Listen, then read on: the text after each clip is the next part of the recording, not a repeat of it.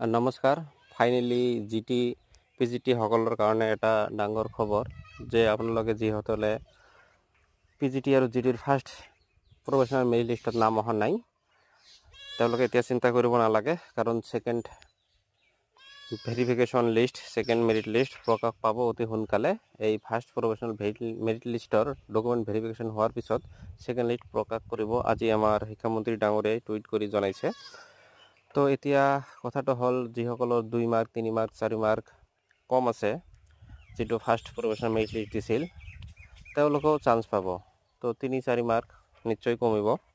তো আপোনালোকে স্ক্ৰীনত দেখাই পাইছে। After completing the current verification process, there will be a second list for verification subject to availability of vacancy against advertised post. GT আৰু PGT নিযুক্তিৰ update.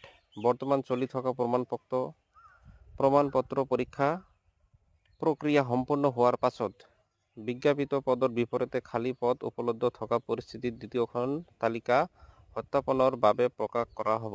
তাৰমানে আমাৰ শিক্ষামন্ত্ৰী ডাঙৰীয়াই কৈছে যে ফাৰ্ষ্ট মেৰিট লিষ্টৰ ডকুমেণ্টৰ ভেৰিফিকেশ্যন হোৱাৰ পিছত আপোনালোকৰ যিখিনি পোষ্ট খালী থাকিব সেকেন্ড লিষ্ট দিব। তো এতিয়া কথা হ'ল, সেকেন্ড লিষ্টত বহুতো পদ খালী থাকিব, কাৰণ কিছুমানে ডিগ্ৰী লাষ্ট চেমত আছিল, BEd লাষ্ট চেমত আছিল, মাষ্টাৰ ডিগ্ৰী লাষ্ট চেমত আছিল, সিহঁতেও এক্সাম দিছে। যদি ভালদৰে ষ্ট্ৰিক্টভাৱে ভেৰিফিকেশ্যন হয় তেনেহ'লে বহুত পদ আৰু ওলাব।